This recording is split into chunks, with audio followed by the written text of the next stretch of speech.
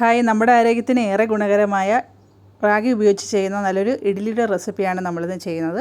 ഇത് നല്ല സോഫ്റ്റാണ്, അതുപോലെ തന്നെ ഹെൽത്തിയുമാണ്. ഇതിലേക്ക് ആവശ്യമായിട്ടുള്ളത് റാഗി നമുക്കൊരു 2 കപ്പ് അളവിൽ വേണം. പിന്നെ ഞാൻ ഇതിലേക്ക് ചേർക്കുന്നത് പച്ചരിയാണ്. അത് 1 കപ്പ് ഇതിലേക്ക് ചേർക്കാം. റാഗി മാത്രമായിട്ട് ഇഡ്ഡലി ഉണ്ടാക്കുന്നവരുമുണ്ട്, പക്ഷേ അതിൻ്റെ ടേസ്റ്റ് എല്ലാവർക്കും ഇഷ്ടപ്പെടണമെന്നില്ല. പിന്നെ ഇതിലേക്ക് വേണ്ടത് ഉലുവയാണ്. ഉലുവ ഒരു ടേബിൾ സ്പൂൺ അളവിൽ ചേർക്കാം. പിന്നെ ഇതിലേക്ക് വേണ്ടത് ഉഴുന്ന് 1/2 കപ്പ് അളവിലാണ് ഞാൻ ചേർക്കുന്നത്. ഇപ്പോൾ ഞാൻ എടുത്തിട്ടുള്ളത് ഇഡ്ഡലി റൈസാണ് കേട്ടോ.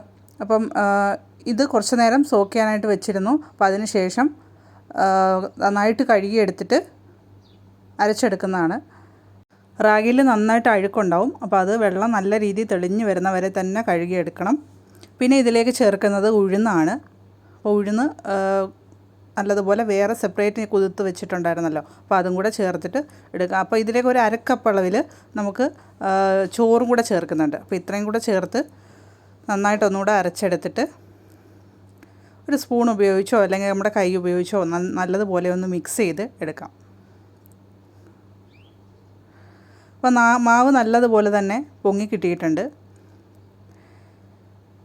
ഇനി ഇതിലേക്ക് ആവശ്യത്തിനുള്ള ഉപ്പും കൂടെ ചേർത്ത് നമുക്കിതൊന്ന് ആവിയിൽ വേവിച്ചെടുക്കാം. അപ്പോൾ ഞാനിത് എണ്ണ പുരട്ടി വെച്ചിട്ടുള്ളതാണ്. അപ്പോൾ ഇതിലേക്ക് ഒഴിച്ച് നന്നായിട്ട് സ്റ്റീം ചെയ്തെടുക്കാം. ഇതിന് മുന്നേ നമ്മൾ 2 മില്ലറ്റിൻ്റെ റെസിപ്പീസ് ആഡ് ചെയ്തിട്ടുണ്ട്.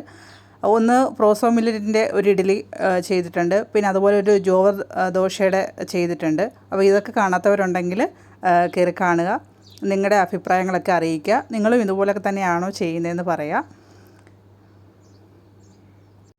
മാവ് ഞാൻ ഒഴിച്ചെടുത്ത് ഇതിലേക്ക് വെച്ചിട്ടുണ്ട്. അപ്പോൾ ഇത് ഒരു 10 മിനിറ്റ് ഒന്ന് നന്നായിട്ട് സ്റ്റീം വരട്ടെ. അപ്പോൾ ഇത് റെഡിയായി കിട്ടിയിട്ടുണ്ട്. അപ്പോൾ നല്ലതുപോലെ പൊങ്ങി നല്ല സോഫ്റ്റായിട്ടുള്ള ഇഡ്ഡലി ആയിട്ട് കിട്ടിയിട്ടുണ്ട്. ഇതിൻ്റെ കൂടെ നമ്മളൊരു മിൻറ്റ് ചട്നിയുടെ റെസിപ്പി ചെയ്തിട്ടുണ്ട് മുമ്പ്, അപ്പം അതുകൂടെ ട്രൈ ചെയ്ത് നോക്കുക. Thanks for watching.